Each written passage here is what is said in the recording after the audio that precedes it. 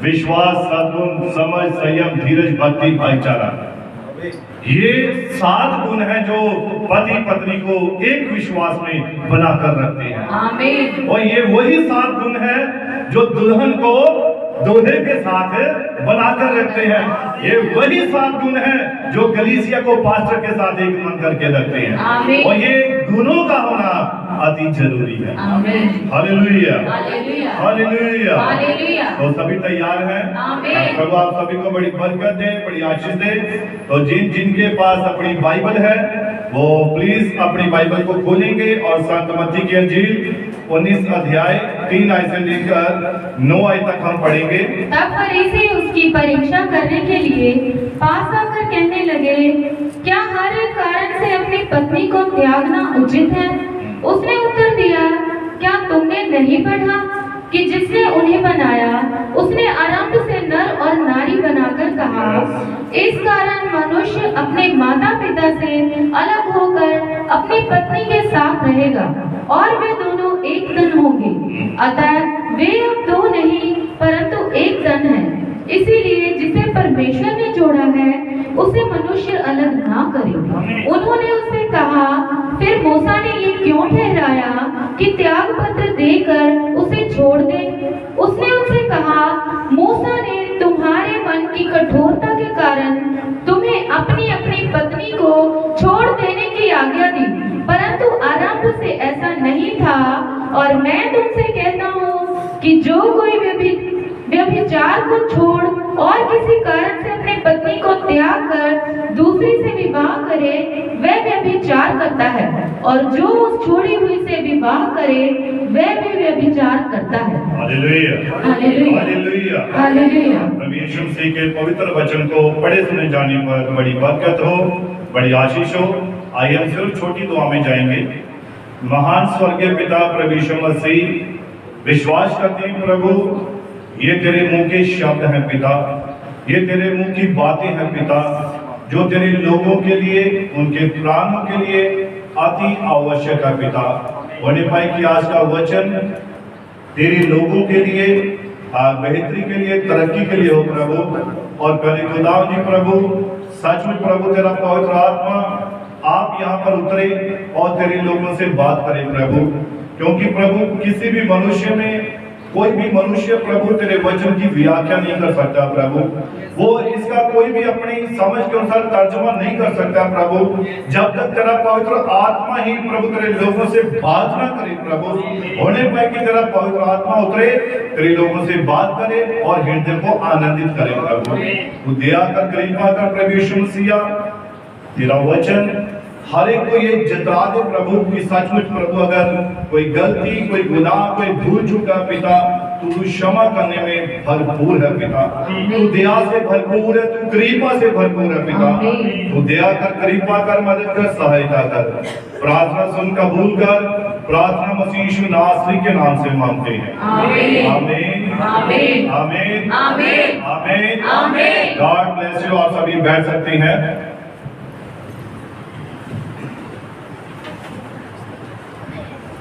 Hallelujah, hallelujah, hallelujah. तो प्रभु जानता है कि उसके लोगों को कैसे बरकत देनी है, कैसे आशीष देनी है। उसने हर एक ढंग, हर एक तरीका जानता है। हालेलुया। और जैसा कि हमारा जो विषय चल रहा है विवाह और तलाक, और ये नबी का संदेश है, और आप सभी ने शायद इसको पढ़ा भी होगा। कितनों ने संदेश को पढ़ा है? विवाह तलाक, हाँ, एक बात खड़ा होता है, बाकी हाँ, लेकिन जरूर पढ़ना चाहिए। मैं यही गुजारिश करूंगा, नबी के जितने भी संदेश हैं आपको ये जरूर पढ़ने चाहिए। और क्योंकि हमारी इस चर्च का जो सिद्धांत है, या जो हम कह सकते हैं कानून है, या हमारी जो भी विधियां हैं, विधान है, वो सारे जो है इस संदेश के साथ और इस बाइबल के साथ जुड़े हुए हैं।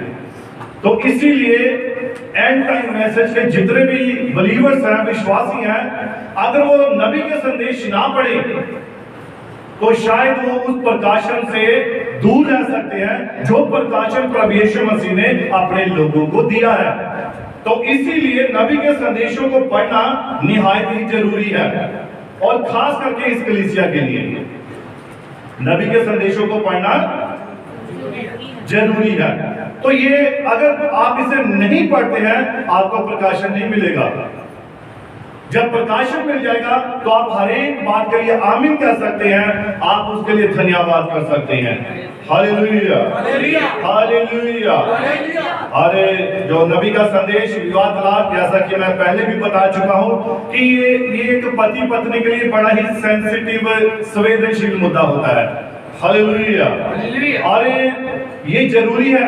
बहुत बार क्या होता है, कई लोगों के मन में विचार आ जाता है, पास्टर जी कैसी बातें करते हैं, पास्टर जी हमें कैसा प्रचार सुनाते हैं।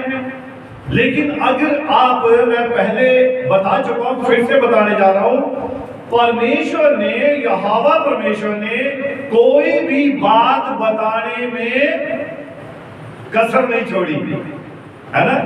उसने कोई भी, जो भी सच्चाई है, उसने वो सच्चाई को बयान किया है, ताकि लोग ये ना कह सके कि प्रभु हमें इसके बारे में पता ही नहीं था, या हमें किसी ने बताया ही नहीं था। तो इसीलिए बाइबल में अगर आप देखेंगे, यहेजकेल की पुस्तक, वहां पर भी आप उन दो व्यभिचारिणी बहनों के बारे में जब पढ़ोगे, आप कहेंगे अरे ऐसी बातें। अगर आप श्रेष्ठ गीत पढ़ेंगे, आप कहेंगे अरे ऐसी बातें, तो ये बाइबल में क्यों लिखी है? मेरा सवाल है, फिर ये बाइबल में क्यों लिखी है?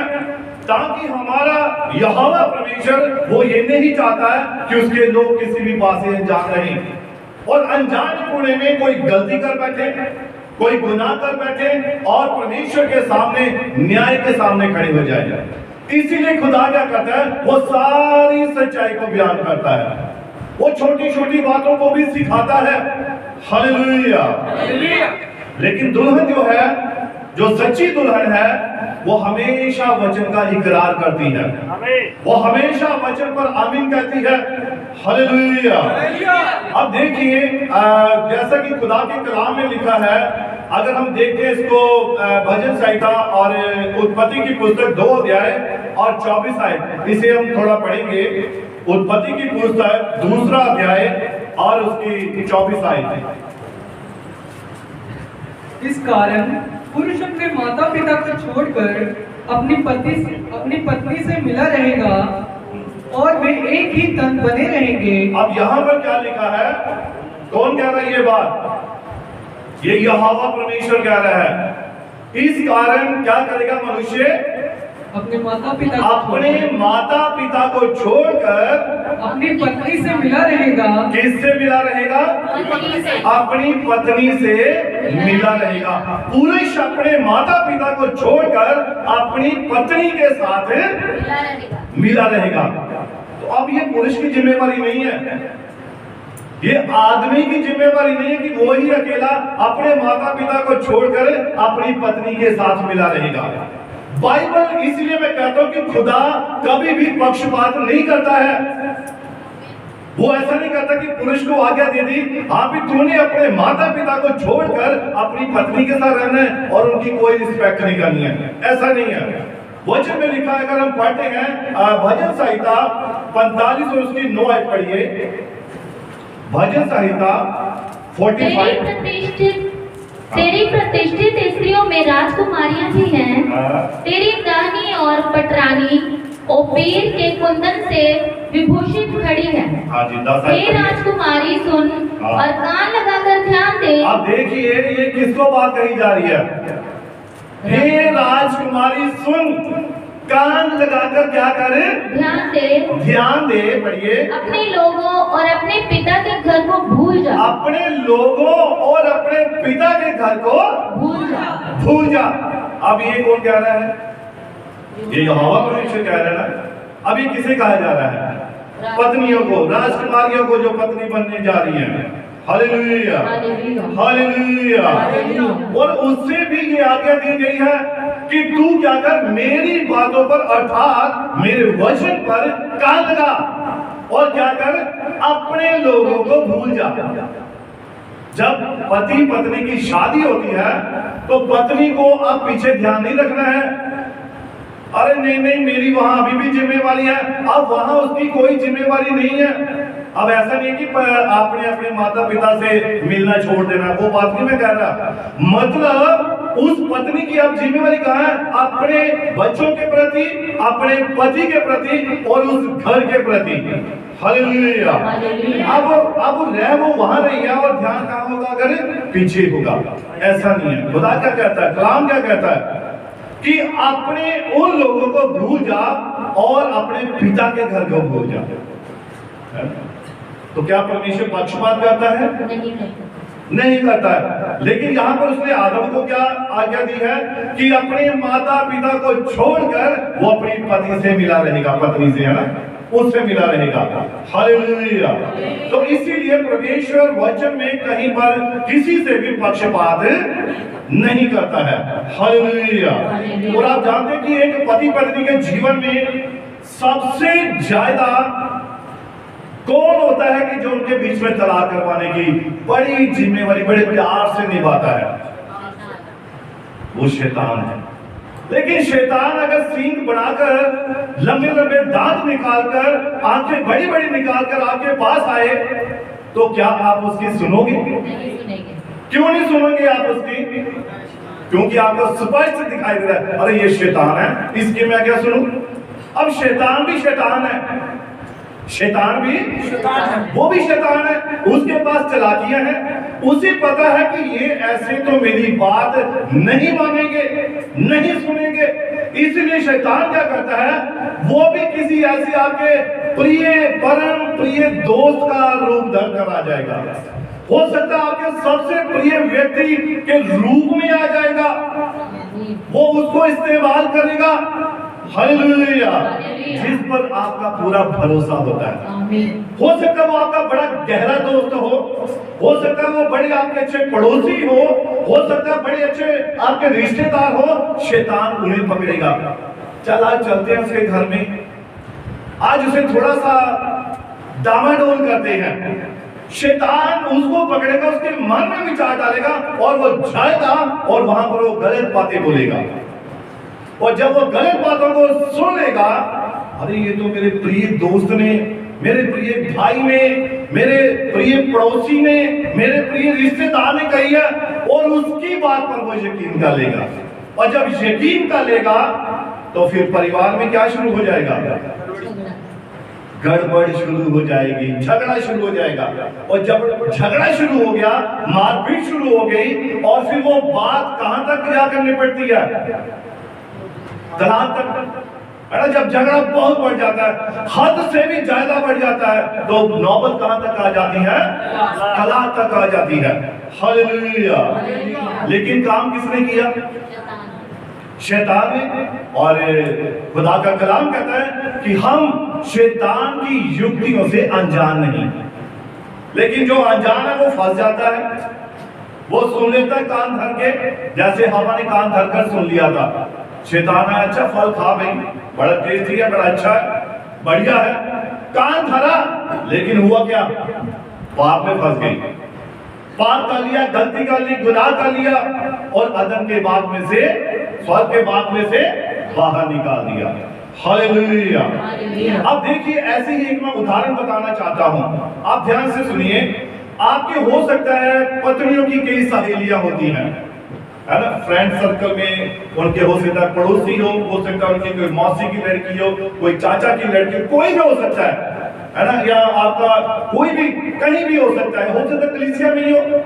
तो उनमें आप देखिए, एक सहेली ने अपनी दूसरी सहेली से पूछा, जब उसके घर में बच्चा पैदा हुआ, संतान पैदा हुई, और वो उसका हाल चाल पूछने के लिए, यानी कि उसे कांग्रेचुलेशन बोलने के लिए उसके घर में गई।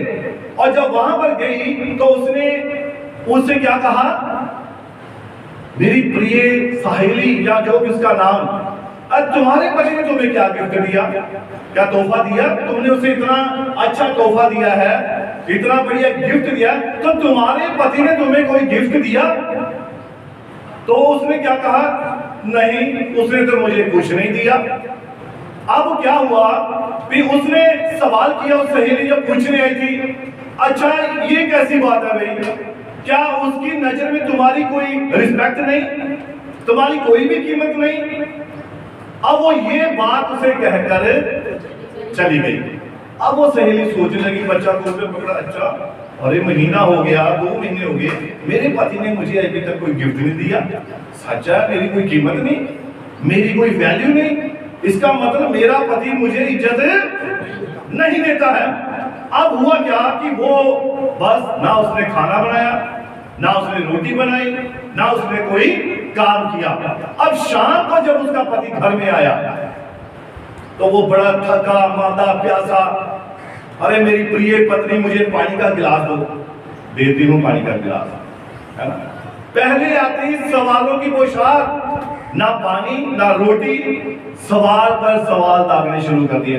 आज 2 महीने हो गए हैं, मैंने आपको संतान दी है और इसके बदले आपने मुझे कोई छोटा सा गिफ्ट भी नहीं दिया, कोई उपहार नहीं दिया, इसका मतलब आपकी निगाह में मेरी कोई रिस्पेक्ट नहीं है, इस घर में तो मेरी कोई इज्जत ही नहीं है। जैसे हम साधारण घरों में बातें होनी शुरू हो जाती हैं, वैसे ही उसने उन बातों को उसके ऊपर सवालों की बौछार कर दी। हालेलुया। जब ये बौछार होनी शुरू हुई, पति भी फिर थोड़ा सीधा हो गया। अच्छा तो फिर क्या होगा, नहीं दिया, तू मेरी पत्नी है, ये मेरा बच्चा है, हम दोनों का है, फिर क्या हुआ?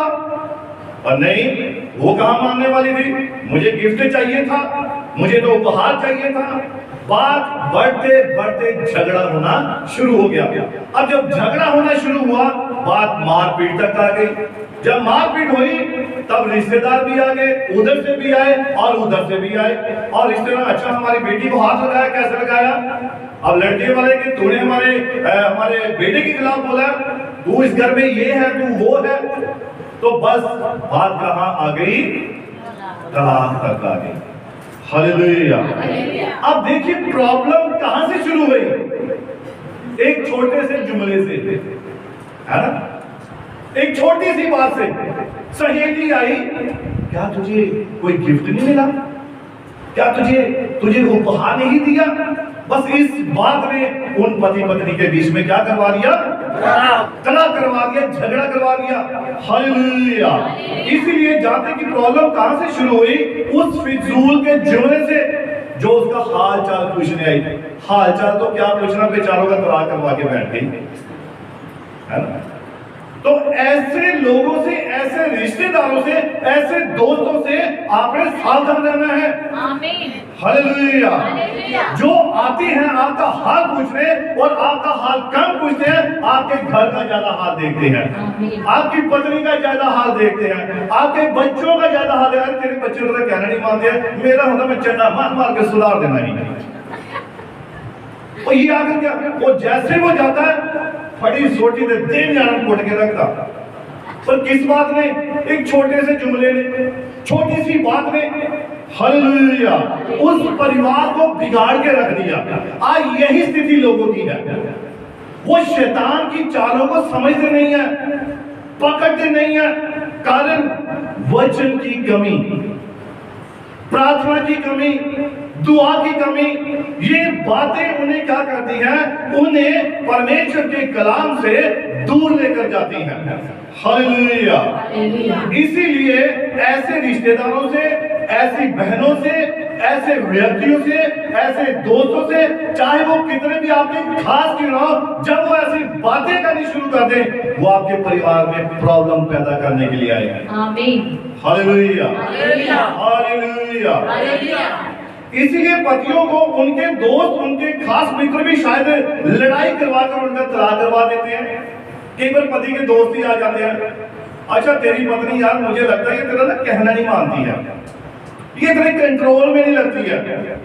तो जैसे मैं अपनी पत्नी को पूरा कंट्रोल में रखता हूँ, मजाल है कि मुझसे पूछे बगैर अगर एक फालतू रोटी भी बना दे, मुझसे पूछे बगैर कोई काम कर दे, और वो उसको ऐसी ऐसी बातें बताएंगे कि वो पति जिसको वो अपने दोस्त से बात कर रहा है, अच्छा चल तू जा से कब जाता भी मैं बात शुरू करूं घर में, क्योंकि अब उसने क्या कर दिया, भर दिया है। वो छोटी छोटी बातों ने उसे, उसके दिमाग को भर दिया है।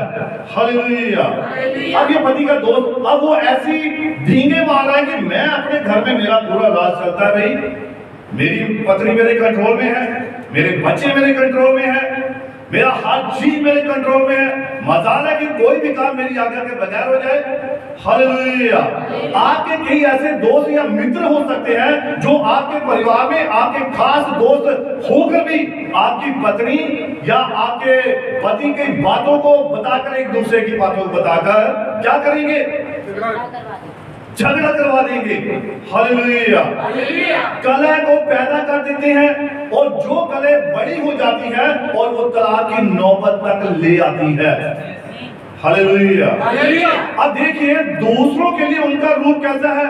मेरे घर में सब कुछ सही है भाई, मैं बिल्कुल सही हूं, मैं परफेक्ट हूं, मेरा परिवार सीधा भाई, मेरा सब कुछ कंट्रोल में है। लेकिन जब आप परंतु जब आप उसके घर में जाकर देखें तो उसकी पत्नी जो आराम से बैठी होगी सोफे पर, पति चाय बनाकर, मेरी प्रिय पत्नी ये लो चाय, हो सकता है पांव भी दबा रहा हो सकता है फिर वो चमचागिरी कर रहा हो, खुद की कंडीशन ऐसी है, लेकिन दूसरे के परिवार में झगड़ा पैदा करना है अपनी बातों, झूठी बातों को बताकर। हालेलुया। इसलिए खुद तो अपने परिवार में ध्यान नहीं दे पाते और अपने दोस्त को समझाते हैं, बताते हैं कि परिवार को कैसे चलाना है।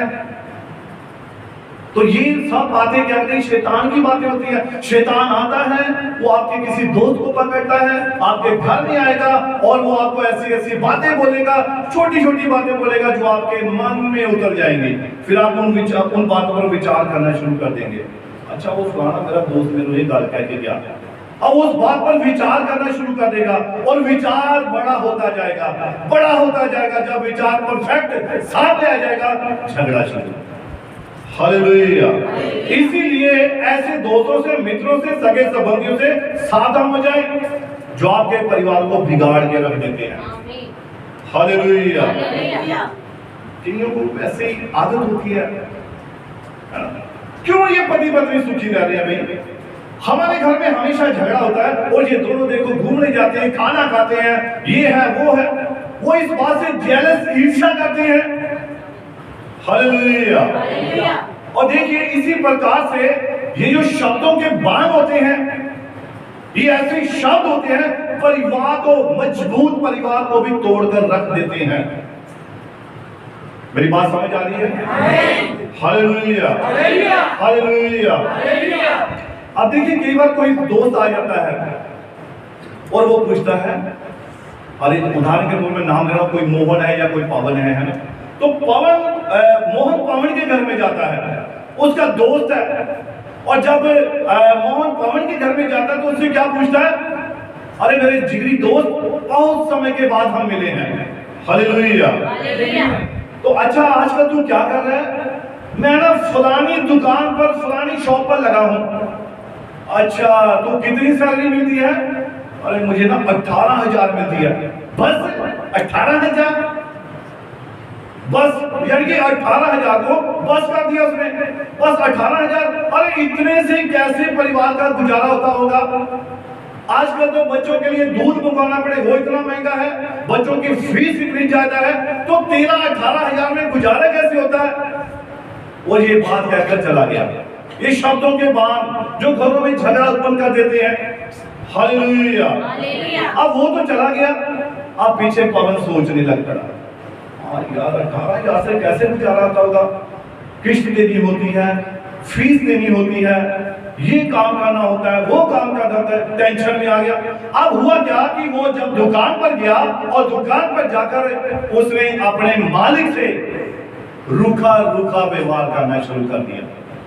अब जब वो काम पे जाता उसका मन नहीं लगा, 18,000 में ये काम करूंगा, 18,000 मिलता ये काम करूंगा, 18,000 मिलता ये काम करूंगा। अब वो उसका व्यवहार अपने काम के प्रति बदल गया, अब उसका ध्यान लग ही नहीं रहा था। और एक दिन उसने अपने मालिक से डिमांड कर दी कि मालिक मेरी सैलरी को बढ़ाओ, 25,000 करो, 30,000 करो, मेरा 18,000 से गुजारा नहीं होता। और मालिक ने क्या किया? उसके डिमांड को ठुकरा दिया। जब ठुकरा दिया उसे गुस्सा आया, गुस्से में उसने काम छोड़ दिया। अब काम छोड़ दिया, अब घर में बैठा आराम से, अब कभी चाय बना रहा है, कभी घर में झाड़ू लगा रहा है, कभी घर में ये कर रहा है, वो कर रहा है। लेकिन ये सब किसने किया? दोस्त ने। एक दोस्त के छोटे से जुमले ने। बस 18,000, बस 10,000, बस 20,000, कैसे गुजारा होता होगा? ये सवाल है जो परिवारों को बिगाड़ देते हैं, जो परिवारों में झगड़ा उत्पन्न कर देते हैं।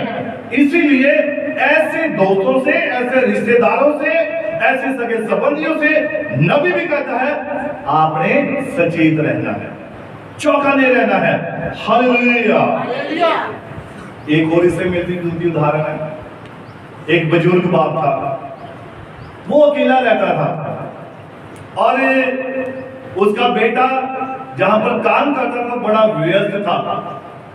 ये मैं एक परिवार की कहानी बता रहा हूं इन उदाहरणों के द्वारा कि एक परिवार में कैसे कैसे झगड़े किस प्रकार से पैदा हो जाते हैं, किस प्रकार से परेशानियां आ जाती है, कौन लेकर आता है, कौन करवाता है, ये मैं आपको बात बता रहा हूं। और वो बुजुर्ग अपने बेटे से थोड़ा अलग रहता था और जब बेटा जब भी अपने काम में व्यस्त रहता उसे बहुत कम समय मिलता था कि जाकर मैं अपने माता पिता का हाल पूछ लूं। लेकिन बुजुर्ग के मन में कोई भी अपने बेटे के प्रति बात नहीं थी, उनके मन में कुछ भी ऐसा नहीं था।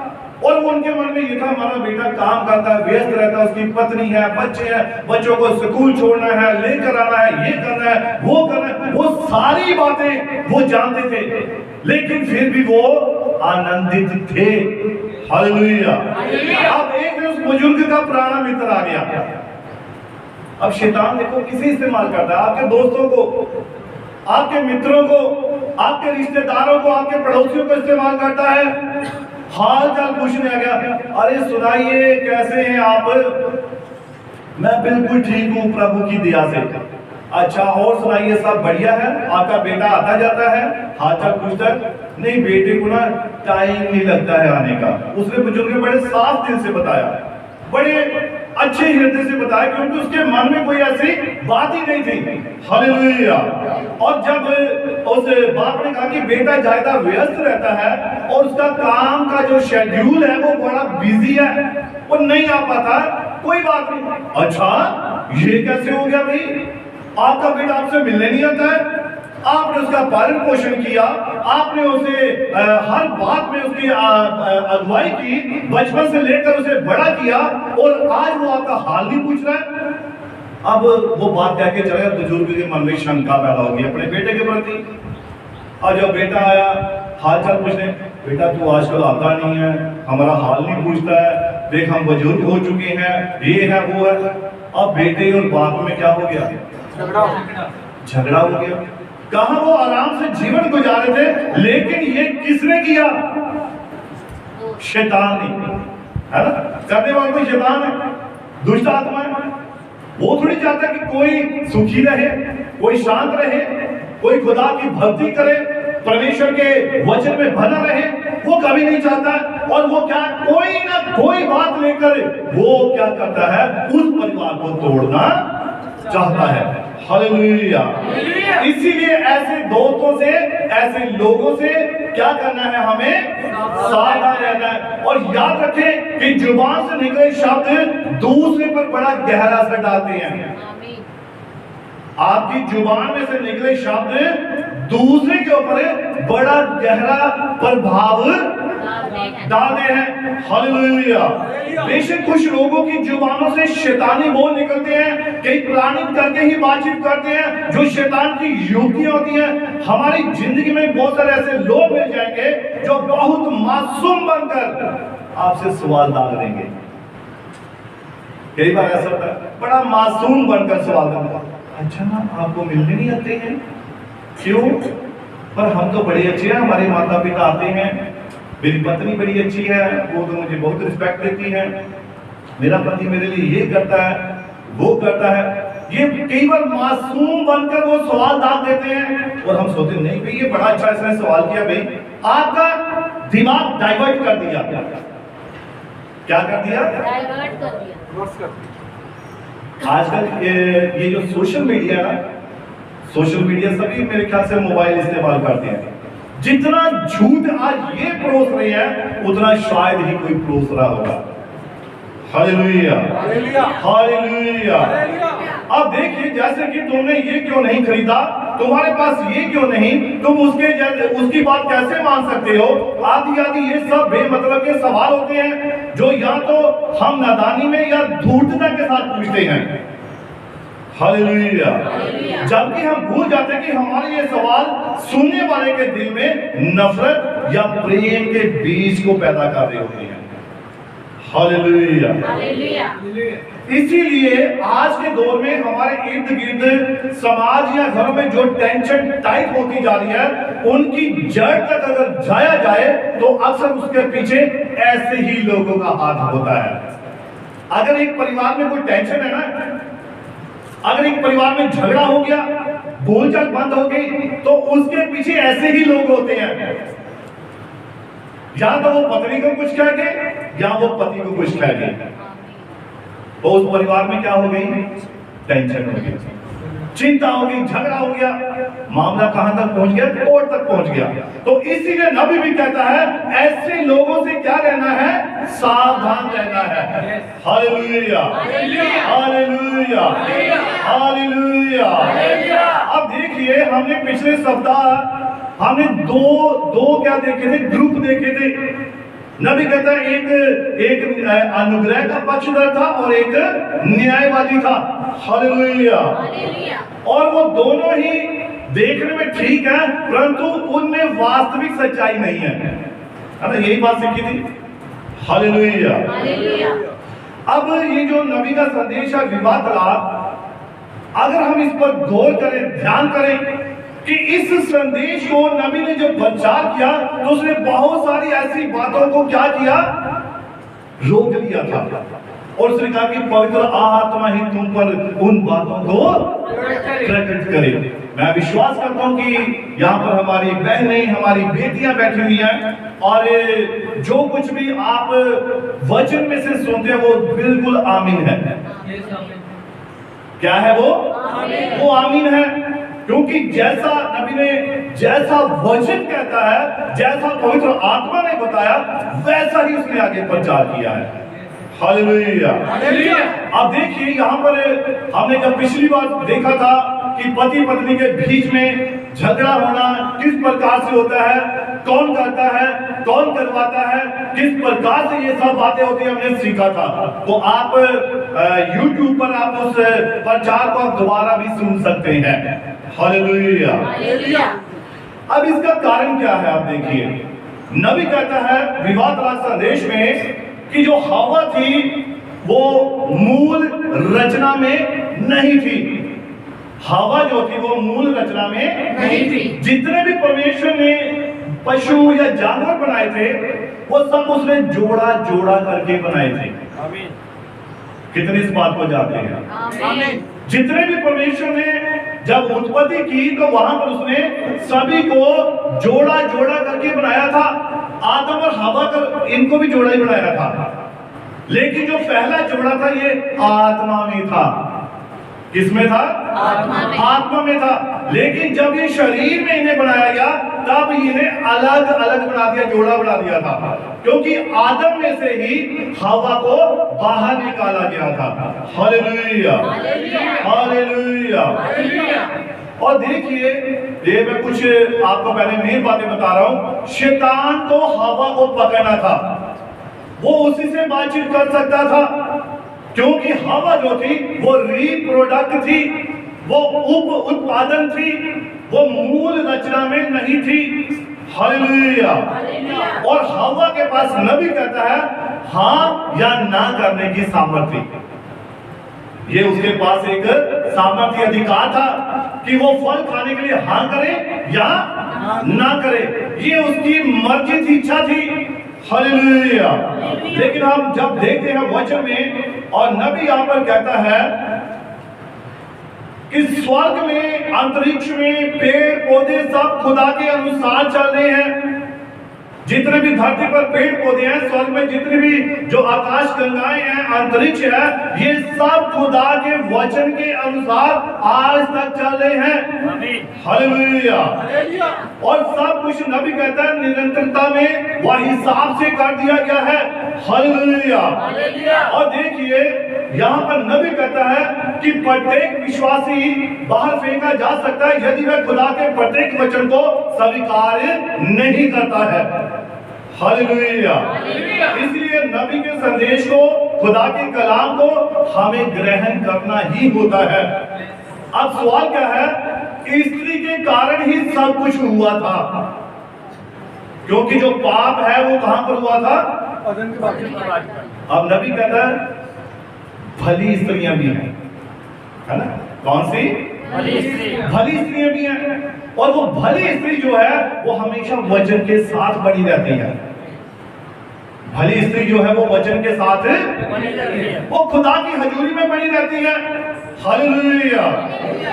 मैं बाइबल में एक छोटी सी बात आपको बताना चाहता हूं। बाइबल में एक 84 वर्षीय एक विधवा औरत थी जिसका नाम क्या था? अन्ना। अन्ना था, ऐसा कुछ नाम था। अन्ना। और वो 84 वर्ष से विधवा थी। और लिखा है कि वो बचपन में जब उसकी शादी होगी छोटी उम्र में, और उसके पति की मृत्यु हो गई। अब वो क्या करती थी? वो चर्च में, हैकल में सेवा करती थी, है ना? अब लिखा कि वो जब ऐसा हो गया, परंतु उसके मन में विचार आ सकता था, अरे अच्छा प्रभु तेरे भवन में सेवा करती हूँ, ये करती हूँ, तूने मेरे पति को दे दिया। और लिखा है उसने हैकल को छोड़ा नहीं था। क्यों नहीं छोड़ा था? क्योंकि उसने खुदा के कलाम को जिया था। उसने परमेश्वर के वचन को पढ़ा था, सुना था और अपने हृदय में, अपने मन में रखा हुआ था। हालेलुया। हालेलुया। इसीलिए नबी कहता है कि ये जितने भी पिछले पाप हुए हैं, ये सब किसका कारण है? औरत है। अब ये मैं आप बहनों की बात नहीं कर रहा, जो वचन से बाहर है, जो कलाम से बाहर है, जो विश्वास से बाहर है, जिनका जीवन सही नहीं है, वो आज भी उसी आत्मा की स्पीड में चलती है और अपने जीवन को गलत ढंग से पेश करती है। हालेलुया।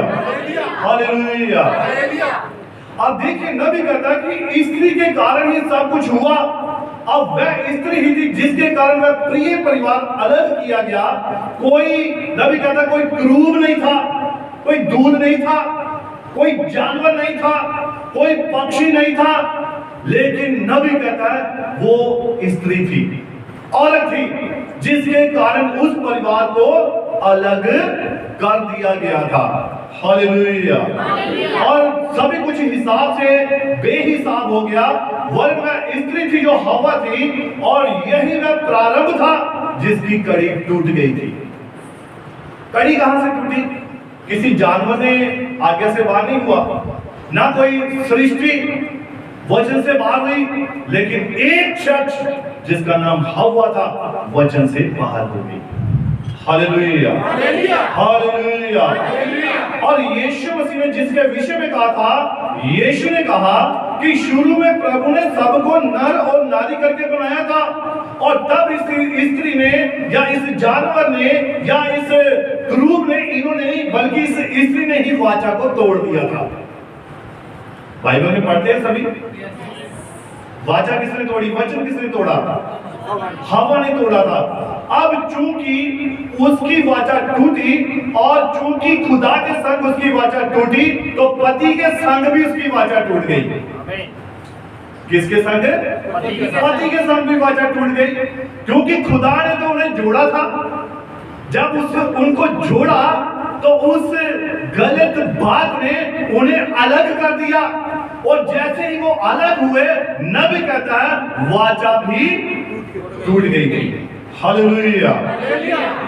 अब जो वाचा थी या वादा था तोड़ा, तो अब उसको तोड़ने से क्या हुआ? अब जो बच्चे थे, जो संतान थी, वो नाजायज पैदा होनी थी। हालेलुया। अब देखिए नबी कहता है जब आपने खुदा के वचन की प्रतिज्ञा या वादा या वाचा तोड़ी है तभी तो इतने अधिक नाजायज गिरजों के सदस्य पैदा हुए हैं। मैंने पहले भी बताया है जहां पर भी औरत का जिक्र आता है वो एक चर्च को बयान करती है, कलीसिया को बयान करती है। हालेलुया। किसे बयान करती है? अब आपने अपने माइंड में इस बात को रखना है ना, ऐसा नहीं करना कि पत्नियां सोचे भी शायद पास्टर जी प्रचार कर रहे हैं, ये तो सीधा तलवार चला रहे हैं। आपने सोचा ये कलीसिया को, एक चर्च को बयान कर रही है। तो इसलिए नबी कहता है कि जब उन्होंने वाचा को तोड़ा, क्योंकि कुछ लोगों ने उठ खड़े होकर एक संग कहा वचन का ये अर्थ नहीं है, और पूरा धार्मिक समुदाय खुदा के वचन की निरंतरता से बाहर चला गया और कहते हैं कि हमें उस पर विश्वास नहीं है। इसलिए नबी कहता है कि आज चर्चों में नाजायज सदस्य पैदा हो रहे हैं, और वो ऐसे सदस्य हैं जिनका विश्वास वचन पर नहीं होता है, उनका विश्वास कहीं और ही होगा, और जिसका विश्वास वचन पर होता है नबी कहता है वो कभी ढोलता नहीं है। Hallelujah, hallelujah.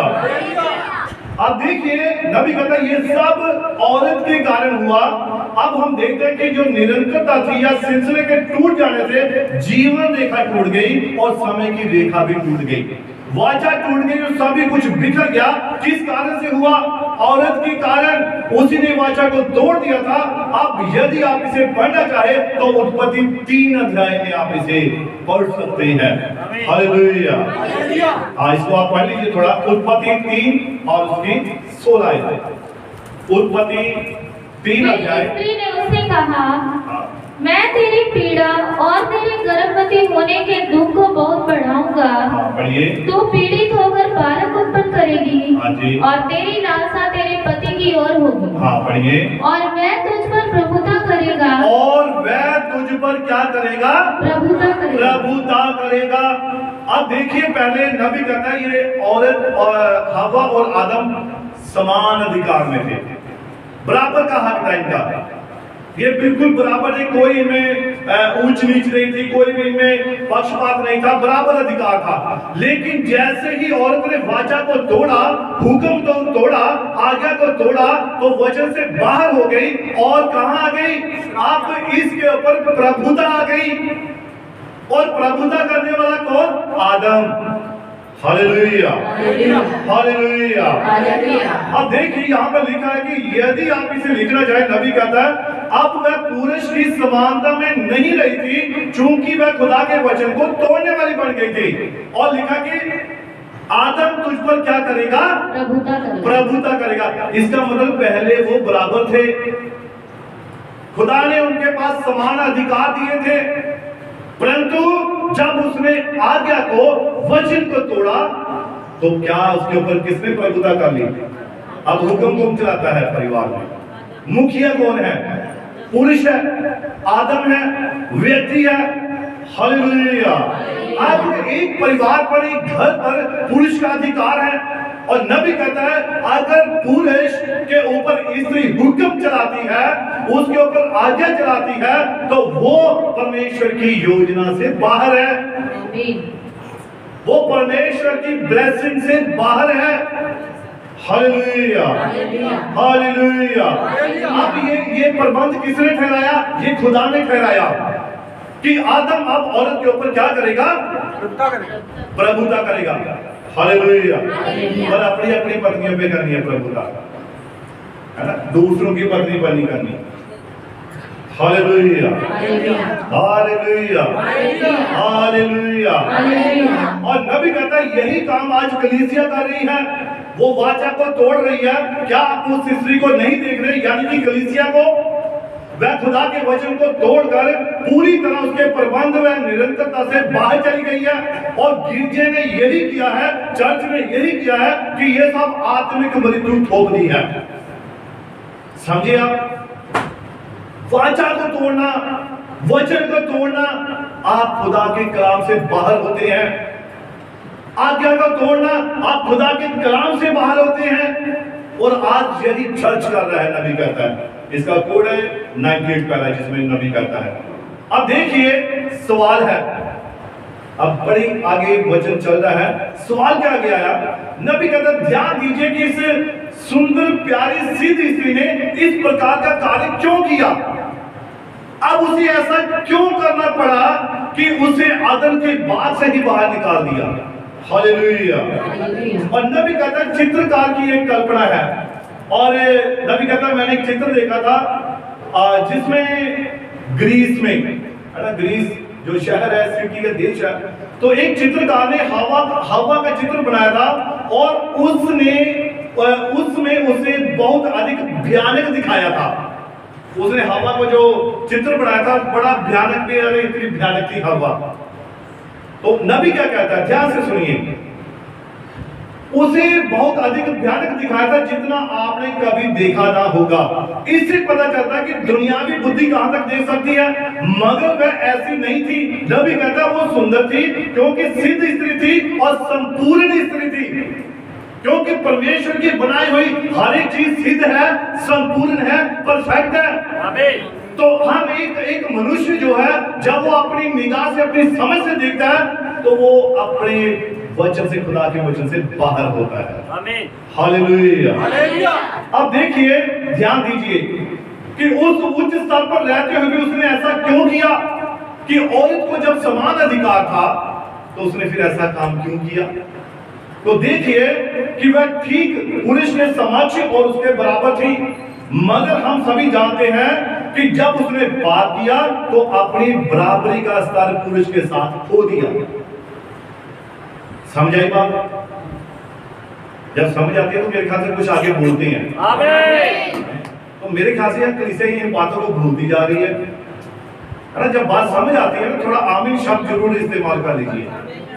अगर वचन से बाहर बात होती है चुप रहो, मैं खुद कहता हूं चुप रहो, लेकिन अगर वचन के साथ बराबर मेल खा रही, आमीन जरूर बोलो, क्योंकि खुदा का कलाम है, ये मेरे शब्द नहीं है।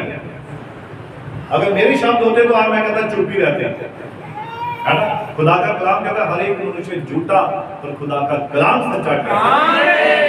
तो इसलिए मेरी शब्द नहीं है, मुझे तो खुदा ने बस इस्तेमाल कर रहा है कि आप तक ये वचन थोड़ा पहुंचा दूं।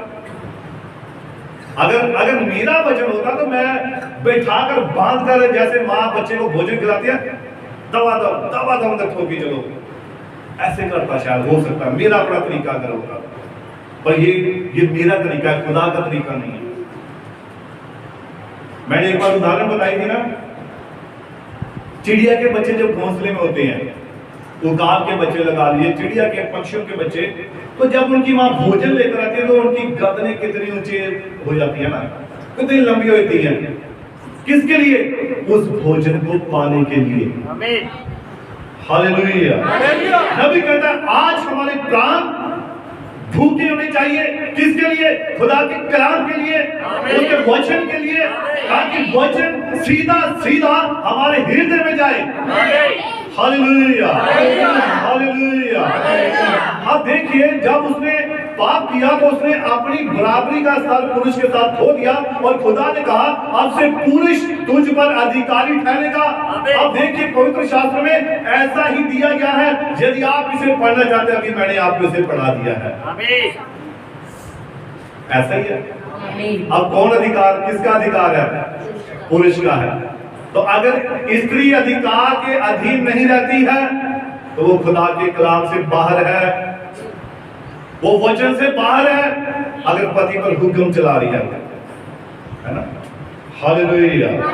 हाँ, पत्नी सलाह दे सकती है, घर में पति पत्नी सलाह कर सकते हैं। ऐसा भी पति जाते ही उनसे दी सोलिया प्रचार आई था, खबरदार जे गल की, खबरदार जे बोली, चुप रहना हूं आई तो नहीं तो मैं दस देना पास्टर जी को जाके, तो पास्टर ने की करना, कुछ नहीं करना, उन्हें दवाई करनी है बस, प्रभु इन्होंने शांत कर दे, है ना। तो इसीलिए हम ऐसा नहीं सोचना है, और ऐसा ये तो आपको एक प्रकाशन मिलता है असल में हुआ क्या था, क्या कारण था। आज ये जो विवाह तलाक जो ये प्रथा चल पड़ी है, या ऐसा हुआ तो ऐसा क्यों करना पड़ा खुदा को, तो ये हम आगे वचन में देखेंगे भी क्यों खुदा को ऐसी ऐसी इस रीति को चलाना पड़ा था। हालेलुया। और अब ध्यान दीजिए, नबी कहता है कि एक समय शैतान भी खुदा के बराबर स्तर का था। लूसीफर, पुराना सांप, इब्लीस, एक समय वो भी परमेश्वर के बराबर स्तर का था। समझ रहे बात को? अगर समझ रहे तो आमीन बोल दीजिए। एक बार फिर से, एक बार फिर से, खुशी के साथ, मन के साथ, हालेलुया, हालेलुया। अब ध्यान दीजिए, नबी कहता है एक समय शैतान यानी कि लूसीफर, जिसका नाम इब्लीस भी है, जो पुराना सांप भी है, और ये शैतान ये भी एक समय परमेश्वर के बराबर था। उसके पास भी सारी सामर्थ्य सिवाय एक रचयिता होने के। वो किसी सृष्टि की रचना नहीं कर सकता था, बाकी सब कुछ था उसके पास, सारी पावर थी उसके पास, वो सब कुछ कर सकता था। हालेलुया। नबी कहते हैं शैतान सिर्फ सृष्टि नहीं कर सकता। अब आप सोच लीजिए कि शैतान क्या कुछ नहीं कर सकता, है ना? जबकि गॉड ब्लेस यू, जबकि वो परमेश्वर की बनाई सृष्टि को खराब कर सकता है, बिगाड़ सकता है, उसमें नुक्स निकाल सकता है, उसमें कमियां निकाल सकता है, परंतु उसे बना नहीं सकता है। Hallelujah, hallelujah. और नबी कहता है, क्या आप जानते कि एक समय शैतान खुदा के बराबर स्तर पर था? वास्तव में इतने उच्च स्तर पर था कि रचयिता होने के अलावा वह सब कुछ था, और खुदा के दाहिनी हाथ खड़ा रहता था। इतना जबरदस्त रूप था वो। Hallelujah, hallelujah. नबी कहता है वो एक महान रूप था वो। अब जिसके पास इतनी सामर्थ्य, एक चीज की कमी, मान लीजिए चाबी मेरे पास है, बाकी सब आपके हवाले है, सब कुछ करो भाई, जैसा मर्जी करो, परंतु नबी कहता है वो अपने उस विश्वास में जिसके प्रति उस वचन में खड़ा था, वो खड़ा नहीं रह सका था। और किस चीज ने उसे गिरा दिया? उसके अपने घमंड ने। हालेलुया। उसकी अपने घमंड ने ही उसे गिरा दिया, जबकि वो खुदा की समानता में था, बराबर था, सारा अधिकार था उसके पास, सब कुछ कर सकता। एक दूत को कहता तू जा भाई जिब्राइल, जा फलाने दूत जाकर उसे ये संदेश देकर आ, फलाने तू ये कर, अरे तू ये कर, तू वो कर, वो सब कुछ उसके अधिकार में था। परंतु उसने क्या किया? नबी कहता उसने भी अपने इस अधिकार को खो दिया था। और यीशु ने ऐसा कहा, इसका क्या कारण? कि परंतु आरंभ में ऐसा नहीं था। हालेलुया। अब ध्यान दें, इसका कारण क्या था? यीशु मसीह ने बताया। ध्यान दें, इसका कारण उसने ऐसा किया क्योंकि वह हवा जो थी वो मूल रचना में नहीं थी, मूल रचना में नहीं बनी गई थी, वह प्रभु की मूल रचना में शामिल नहीं थी, वह तो उप उत्पादन थी। इसलिए आरंभ में का जो हवाला यीशु ने दिया, उसमें वह स्त्री यानी कि हवा खुदा की मूल रचना में नहीं थी, वह तो मनुष्य पुरुष का उप उत्पादन है, जिसके बारे में यीशु ने कहा कि आरंभ में ऐसा नहीं था। हालेलुया। अब देखिए, नबी कहता है आदम और हवा उस वक्त एक ही शरीर थे जब खुदा ने इन्हें बनाया, ये एक ही शरीर था, हवा उसके अंदर थी। Hallelujah, hallelujah. और हवा मूल रचना ना थी, बाकी माताएं जो थी, बाकी जितने भी पशु पक्षी बनाए वो सब मूल रचना में से थे। जितने भी जानवर बनाए, जितने भी उसने पक्षी बनाए, वो सब मूल रचना में से थे। यानी कि एक गाय और एक बैल बनाया, एक गधा एक गधी बनाई, एक हाथी एक हाथनी बनाई, ये डायरेक्ट बनाई परमेश्वर ने। लेकिन आदम अकेला बनाया था। आदम को जब शारीरिक तौर में बनाया, तब उससे पहले ये अलग अलग थे, लेकिन उसमें से हवा को आदम में से परमेश्वर ने बाहर निकाल दिया था। हालेलुया। अब जब बाहर आ गया तो इसका मतलब ये मूल रचना में नहीं है ना, क्या है? आदम को तो कहां से बनाया था? मिट्टी से, है ना, जमीन से। और जब हवा उसके अंदर से निकाली गई है तो इसका मतलब हवा जो है वो मूल रचना में नहीं है। वो तो जैसे खुदा ने उसको ना कोई खिलौना लाकर दे दिया, मान लीजिए, समझ लिया ना।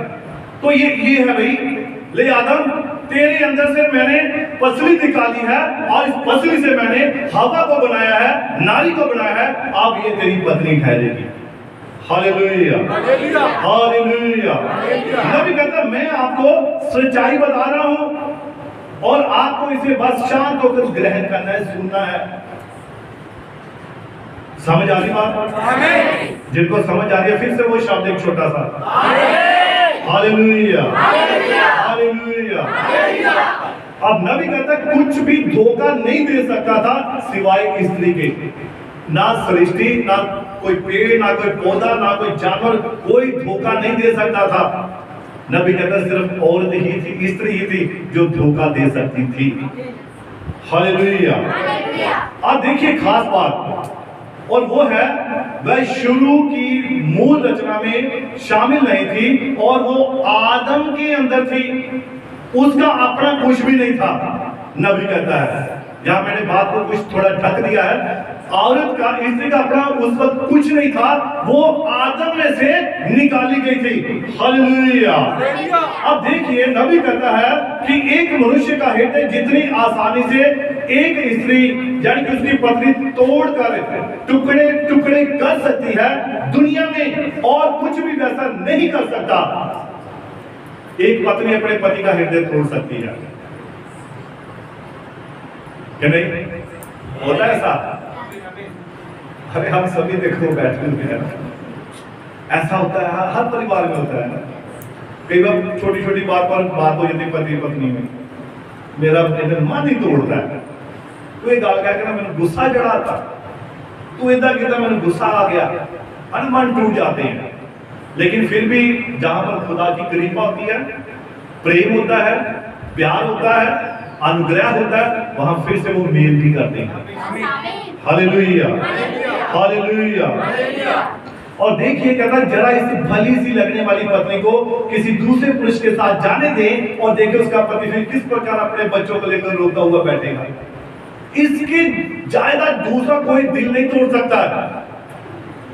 आप पशु पक्षी में देख लीजिए, वहां ऐसा नहीं होता है, जानवरों में ऐसा नहीं होता है, लेकिन नबी कहता है बस औरत ऐसा कर सकती है। Hallelujah, hallelujah. और इसीलिए नबी कहता है मेरी प्यारी बहनें, मेरी माताएं बैठी हुई हैं, तो लेकिन सच्चाई को बयान करना जरूरी है। Hallelujah, hallelujah. अब नबी कहता है हाँ या ना की सामर्थ किसके पास थी? हवा के पास थी, है ना। गलत काम करूं या ना करूं ये उसके पास सामर्थ्य, नबी कहता है। ये उसे देखना था इस बात को। अब आप देख पा रहे हैं कि शैतान कहां किसके पास गया, समझे। मगर इस पर भी स्त्री में केवल एक सामर्थ्य थी कि वह हाँ या ना कह सकती थी, और ये इस पर निर्भर करता है कि वह कहां टिके रहना चाहती है। हालेलुया। और देखिए यहाँ पर नबी कहता है, यहाँ पर हम साफ तौर पर सर्प बीज की बात देख सकते हैं। अब सर्प ने भी, सांप ने भी तो अपना वंश चलाना था, उसे भी तो कुछ चाहिए था, और वो जानता था कि एक जो शाही वंश है वो औरत के द्वारा आना है, तो शैतान का वंश भी इसके द्वारा ही आ रहा है। Hallelujah, hallelujah. अब देखिए नबी कहता कि पशु जो है वो खुदा की मूल रचना में से थे, परंतु स्त्री ये मूल रचना में नहीं थी। हालेलुया। और नबी कहता है कि केवल स्त्री ही एक ऐसी नस्ल है जो सबसे सुंदर बनाई गई है। समझे? आप देखिए हॉलीवुड देखिए, बॉलीवुड देखिए, बॉलीवुड देखिए, आप जितने भी आप बड़े बड़े फिल्मी स्टार देखते हैं, आप सुंदरता कहां पर है? क्या पुरुषों में है? औरतों के पास है, ऐसा ही है ना। तो आप देखिए नबी कहता है केवल जितने भी परमेश्वर ने सृष्टि की उनमें से आप देखिए जानवरों में से, जानवरों में जो मादा ना वो बिल्कुल ऐसी होगी। आप मोर देखा आपने? मोर, मोर सुंदर होता है या मोरनी सुंदर होती है? बहुत सुंदर होता है। मोर सुंदर होता है ना। आप बैल देखिए, बैल के बड़े बड़े सींग होते हैं, बड़ा हट्टा कटा होता है, बढ़िया सा होता है। तो गाय दुर्बल सी, कमजोर सी, है ना। गधे को देखिए, घोड़े को देखिए, हाथी को देखिए, आप और जानवरों को देखिए, जितने भी इनमें नर जो है वो सबसे सुंदर है, बढ़िया है वो, उनकी पर्सनैलिटी है। शेर को देखिए यार, आप पूरा उसका चेहरा खरा होता, एक बार गरजे तो सारा जंगल ही ठंडा, लेकिन शेर नहीं, वो तो बस ऐसे ही घूम रही है वो, ये बात। लेकिन नबी कहता है अगर हम पुरुषों की बात करें, आदम हवा की बात करें, तो स्त्री को सुंदर बनाया गया है ना। पुरुष कैसे है? कोई मेरे साथ गंजा है, कोई भाई कैसा है, कोई कैसा है, कोई कैसा है। तो पुरुषों का क्या है? कोई सुंदर नहीं है ना। मैंने पिछली बार बताया था यीशु मसीह भी इतना सुंदर नहीं था, पता है आपको? ये यशाया 53 में लिखा है, लेकिन शैतान सुंदर था लिखा। उसके पास बड़ी बड़ी सुंदर रचनाएं थी, उसके जो संगीत थे वो बड़े सुंदर थे, उसके पलों में संगीत निकल बड़ा सुंदर था वो। पर यीशु मसीह के मामले में ऐसा नहीं है लिखा। वो तो उसको तो पहचान नहीं पाते ये यीशु मसीह है भाई, यकीन नहीं होता ये यीशु मसीह है। हालेलुया। इसलिए नबी कहता है कि आप हिरन को देखिए, आप मोर को देखिए, आप मुर्गी को देखिए, आप बाकी जानवरों को देखिए, उनका डील डोल देखिए, वो अपने जितने भी उनकी मादाएं हैं उनसे वो सुंदर है। लेकिन पुरुषों के मामले में पुरुष सुंदर नहीं है। और स्त्री को सुंदर क्यों बनाया? नबी कहता है ताकि स्त्री धोखा दे सके। क्या कर सके? समझ आ रही बात को? Hallelujah, hallelujah. और जो स्त्री सुंदर बनना चाहती है वो, फिर आप देखिए वो क्या क्या है ना। तो इसलिए नबी कहता है, पतरस कहता है स्त्री की सुंदरता क्या है? उसका कैरेक्टर, उसका जीवन है, उसकी बातचीत है, उसका देखने का तरीका है, बोलने का तरीका है, चलने का तरीका है, बैठने का तरीका, ये उसका कैरेक्टर है जो उसे सुंदर बनाता है। Hallelujah, hallelujah. नबी कहता अगर सबसे ज्यादा नफरत, नबी क्यों कहते भी ये औरतों से नफरत करने वाला है। नबी हमेशा औरतों के खिलाफ बोलता, पौलुस भी बोलता था, एलिया भी बोलता था, लेकिन वो किन के खिलाफ बोलता था? जो वचन के बाहर होते थे। वो इजबल के खिलाफ बोला, वो हेरोदियास के खिलाफ बोला। पौलुस कहता है कि स्त्रियों को कैसे सुंदर दिखना चाहिए, बड़े बड़े आपको बड़े बड़े भारी भारी कपड़े पहनकर नहीं रखने हैं, महंगे महंगे सितारों वाले। मैं बता दूं, जब बड़े भारी कपड़े, ये आपकी सुंदरता को नहीं बढ़ाते हैं। आपकी लिपस्टिक आपकी सुंदरता को नहीं बढ़ाती है, आपका काजल आपकी सुंदरता को नहीं बढ़ाता है, आपका कैरेक्टर आपकी सुंदरता को बढ़ाता है। और यही खुदा को पसंद है। हालेलुया। हमारी सुंदरता पता कहां पर है? हम आप बहनों स्वर्ग में है। जब आप स्वर्ग में जाएंगे ना, वहां देखेंगे कि सुंदरता क्या है। वहां ये कुछ नहीं होगा ऐसा कि होगा, वहां पर सिर्फ आपका कैरेक्टर, आपका जीवन दिखा जाएगा। और बस वो ही है असली आपके पास टोकन, आपका कैरेक्टर। अगर आपका कैरेक्टर सही है, आप कहीं भी जाइए, कहीं भी बैठिए, किसी से भी बातें करिए, आपको कोई परवाह करने की जरूरत नहीं है। अगर आपके पास लहू वाला टोकन है। Hallelujah, hallelujah. इसीलिए नबी कहता है कि नर ही सुंदर होते हैं, इसमें जानवरों में, लेकिन पुरुषों के मामले में, मानव जाति में ऐसा नहीं है। किंतु मानव जाति में स्त्री ही सुंदर बनाई गई है, पुरुष नहीं। यदि पुरुष सुंदर है, अब ध्यान से सुनिए बात को। मैंने बहुत सारे ऐसे पुरुष देखे हैं जो देखने में औरतों के जैसे लगते हैं। उनकी चाल, उनका देखना, उनका बोलना औरतों की तरह। और मैं क्षमा चाहता हूं खुदा के आगे, मैंने एक दो ऐसे पास्टर देखे हैं, तो इतने लंबे लंबे बाल रखे हुए हैं और उनका जो चलना, उनका बोलना ऐसा है कि जैसे औरतें बोल रही हैं, औरतें चल रही हैं। और ऐसे उनके चेहरे हैं कि पता नहीं लगता कि ये औरत है कि मर्द है। हालेलुया।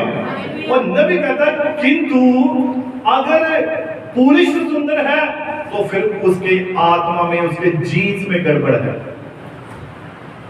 समझ आई बात को? फिर उसके अंदर गड़बड़ है। अगर पुरुष ज्यादा सुंदर है तो देखिए नबी कहता है कि अगर पुरुष सुंदर है तो कहीं ना कहीं गड़बड़ हुई है और कहीं पर बीज दोगला हुआ है। मूल रूप में वैसा ही था। क्यों ऐसा क्यों किया गया था? ताकि उसे धोखा दिया जा सके। उसके रचनाकार ने ऐसा इसलिए किया कि शैतान उसके द्वारा भरमाया जाए। औरत के द्वारा शैतान लोगों को भरमा सके। किसको? परमेश्वर के पुत्रों को। और नबी कहता है पहला संसार नष्ट होने में सुंदरता ही पहल थी। आमीन आमीन।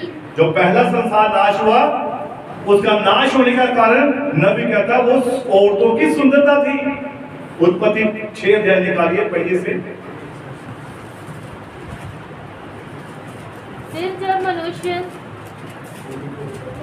जब मनुष्य भूमि के ऊपर बहुत बढ़ने लगे। और वचन कहता है कि जब पृथ्वी पर मनुष्य बढ़ने लगे और उनकी बेटियां उत्पन्न हुई। और उनके क्या उत्पन्न हुई? बेटियां उत्पन्न हुई।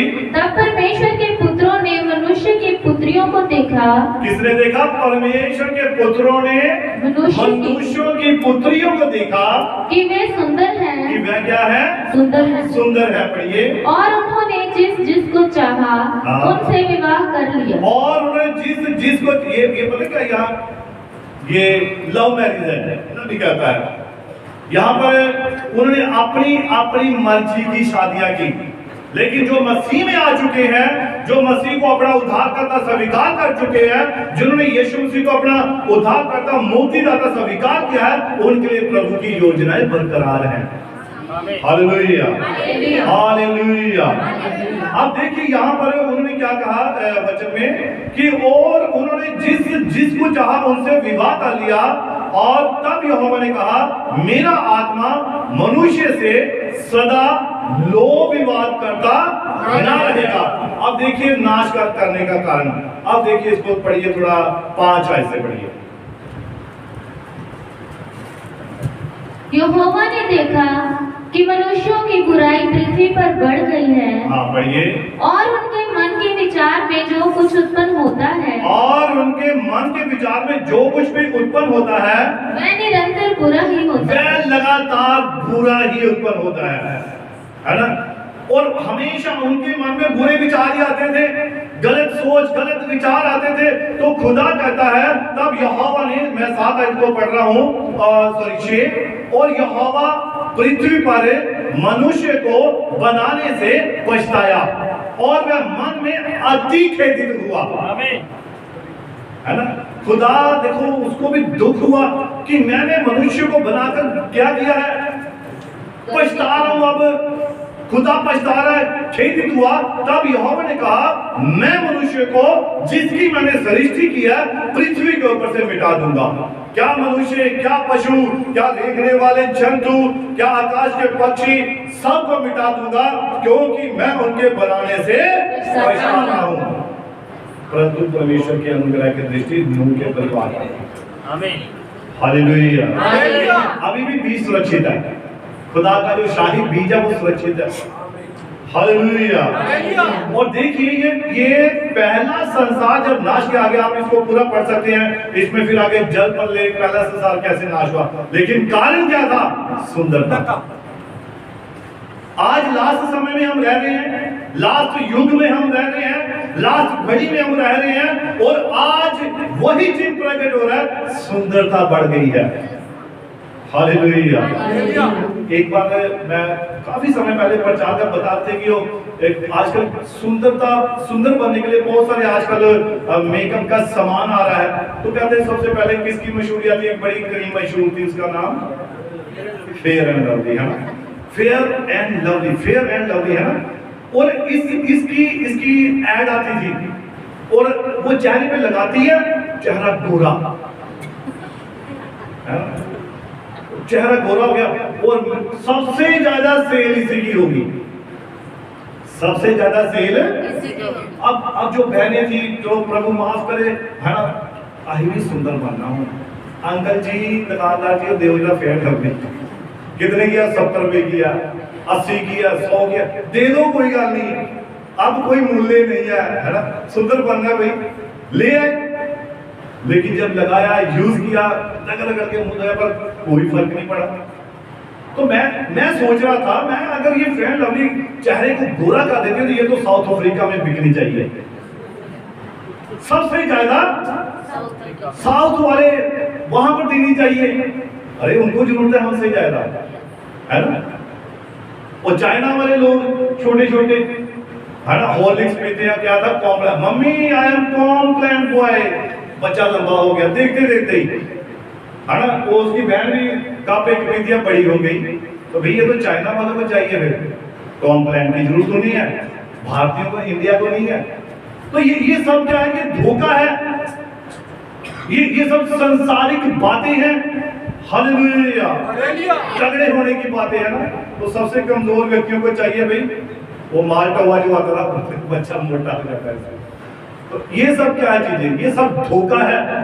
आप खुदा का वचन खाइए, वचन जिए, वचन को प्रकट करिए, किसी चीज की कमी नहीं होगी। मूसा जो था, मूसा 120 वर्ष तक जिंदा रहा, लिखा उसकी आखिरी तक भी उसकी आंखों में ये रोशनी कम नहीं हुई। वो क्या खाता था, वचन, कलाम। तो आज हमें जिस चीज की जरूरत है वो परमेश्वर का वचन है, वो कलाम है। यीशु मसीह ने कहा, शैतान परीक्षा करने के लिए आया, उसने कहा देख तू 40 दिन से भूखा है, तुझे भूख लगी होगी, तू तो कह दे ये पत्थर रोटियां बन जाए। परंतु यीशु ने कहा हर एक वचन जो परमेश्वर के मुख में से निकलता है उसके द्वारा मनुष्य जिंदा रहेगा। तो अगर वे वचन आज आपके पास है, दुल्हन के पास है, इस वचन को पढ़िए, वचन को सुनिए, वचन को जिए और प्रकट करके बताएं। मैं कहता हूं कोई बीमारी आपके पास नहीं आएगी, और ये शर्तीय इलाज है, 100% ये बात पक्की है। विश्वास के साथ पढ़िए, विश्वास के साथ मानिए। अगर बाइबल में लिखा है कि अगर सेवकों के हाथ रखने से दुष्ट आत्माएं निकलेंगी, बीमार चंगे, तो ये 100% सही बात है। ऐसा होगा और 100% होगा, होकर रहेगा। क्योंकि मैं नहीं कहता, बाइबल कहती है, खुदा का कलाम कहता है। इसीलिए वचन को खाइए, वचन को पीजिए, वचन को जिए, वचन को प्रकट करें, हमेशा वचन ही आप में नजर आए। हालेलुया। रोमियो की पुस्तक में लिखा है, वचन कहाँ है? वचन तेरे मन में है, वचन तेरे मुंह में है, वचन तेरे निकट है, इर्द गिर्द है। ये वचन जब आपके पास होगा, किसी चीज की जरूरत नहीं है। एक सिर्फ यीशु से ऐसा शख्स था जो 40 दिन बिना पानी के, बिना रोटी के उसने उपवास रखे थे। हालेलुया। तो क्या था, यीशु से ऐसा क्या खा रहा था? वो वचन खा रहा था, पिता की मर्जी को पूरा कर रहा था, आज्ञा को पूरा कर रहा था। Hallelujah, hallelujah. प्रभु यीशु मसीह इस वचन के द्वारा आप सभी को बड़ी बरकत दे, बड़ी आशीष दे। God bless you.